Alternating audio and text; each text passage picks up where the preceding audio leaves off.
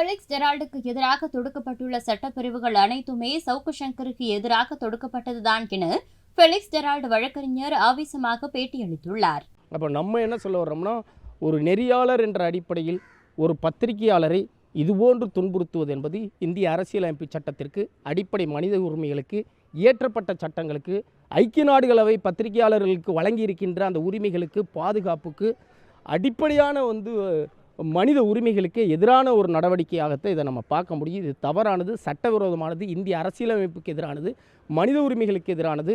ஒரு நெறியாளரை இவ்வாறு துன்புறுத்துவது என்பது மனிதநேயத்துக்கே எதிரானது அப்படின்னு தான் நம்ம பார்க்கணும். அவர் மீது என்ன மாதிரி வழக்கு போடப்பட்டிருக்காங்க? ஏன்னா சவுக்கு சங்கர் மீது மேலே கஞ்சா வழக்கெல்லாம் போடப்பட்டிருக்காங்க. இப்போ அவங்க மனைவி உள்ள போலீஸ் காவல்துறை அதிகாரிகள் அனுமதிக்கும் போது அந்த ஒரு வார்த்தையை பயன்படுத்தியிருக்காங்க.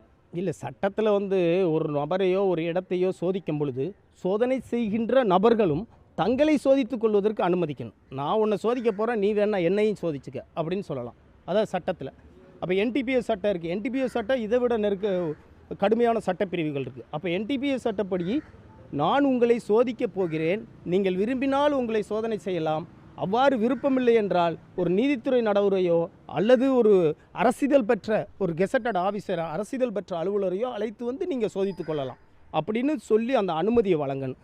அப்போ சோதிக்கப்பட போகின்ற நபர், நானும் உங்களை சோதிக்கிறேன், நீங்கள் ஏதாவது உடைமைகள் கொண்டு வந்திருக்கீங்களா, அந்த உடைமைகளெல்லாம் வெளியே வைங்க, அதுக்கு பின்னாடி வாங்க அப்படின்னு சொல்கிற உரிமைகள் இருக்குது. அந்த உரிமைகளை அவங்க பேசியிருப்பாங்கன்னு நினைக்கிறேன். மற்றபடி சோதனை என்பது எப்போதும் போல இயல்பாக நடந்து முடிந்திருக்கிறதாக நான் நினைக்கிறேன். ஐயா, சட்டப்பிரிவுகள் அனைத்துமே சவுக்கு சங்கருக்கு எதிராக தொடுக்கப்பட்ட சட்டப்பிரிவுகள் தான். இவருக்கு எதிராக எந்த சட்டப்பிரிவுகளுமே பொருந்தாது. சட்டப்பிரிவு 294B ஒருத்தர் கெட்ட வார்த்தையால் திட்டுறதுக்கு பொருந்தும். இவர் அந்த நெறியாளர் யாரையும் கெட்ட வார்த்தையால் திட்டலை. 353 அரசு ஊழியரை பணி செய்ய விடாமல் தடுத்தல், இவர் எந்த அரசு ஊழியரையும் பணி செய்ய விடாமல் தடுக்கலை. சட்டப்பிரிவு 4, அதாவது விமன் ஹாரஸ்மெண்ட் ஆக்ட்னு சொல்லுவாங்க, பெண்களை துன்புறுத்துவதை தடுக்கும் சட்டம். அந்த சட்டப்பிரிவில் இவர் வரமாட்டார். ஏன்னா இவர் பெண்களுக்கு எதிராக யாரையும் துன்புறுத்தலை, எந்த வார்த்தைகளையும் சொல்லலை. அப்போ எந்த சட்டப்பிரிவுமே இவருக்கு எதிராக பொருந்தாது என்ற காரணத்தினால்தான் கோயம்புத்தூரில் முதலில் தொடுக்கப்பட்ட வழக்கில் இதே ஒரே அஃபென்ஸ் தான், ஒரே குற்றச்சம்பவம் தான். உச்சநீதிமன்றம் பல்வேறு நெறிமுறைகளை வழங்கியிருக்கு. உச்சநீதிமன்றம் பல நெறிமுறைகளை வழங்கியிருக்கு. இல்லை, அப்படி முடியாது. அப்படி முடிஞ்சால் அதை சட்ட ரீதியாக நம்ம எதிர்கொள்வோம். ஏன்னா எல்லாருக்குமே நீதி என்பது எல்லாருக்கும் பொதுவானது. சட்டத்தின் முன்பு அனைவரும் சமந்தான். எல்லா காலத்திலையும் எல்லாருமே வெற்றி பெற முடியாது. இதை விட கொடிய பொய் வழக்குகள் தொடுத்தவங்கள்லாம் சட்டத்தின் முன்பு தலை குனிந்து போயிருக்காங்க. NTPS சட்டத்தில் முக்கியமான ஒரு சட்டப்பிரிவு இருக்குது, ஒரு சட்ட விதி இருக்குது.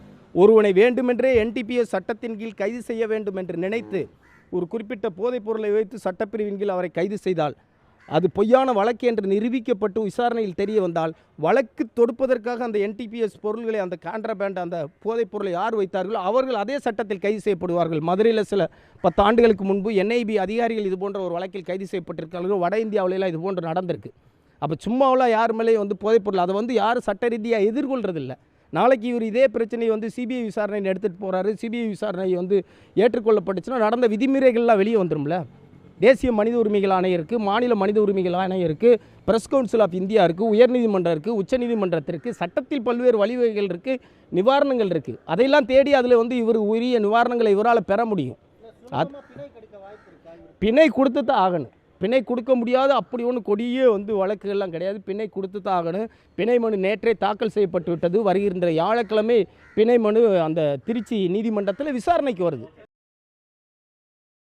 செய்திகளை உள்ளது உள்ளபடி தெரிந்து கொள்ள ரெஃப்ளெக்ட் நியூஸை சப்ஸ்கிரைப் பண்ணுங்க.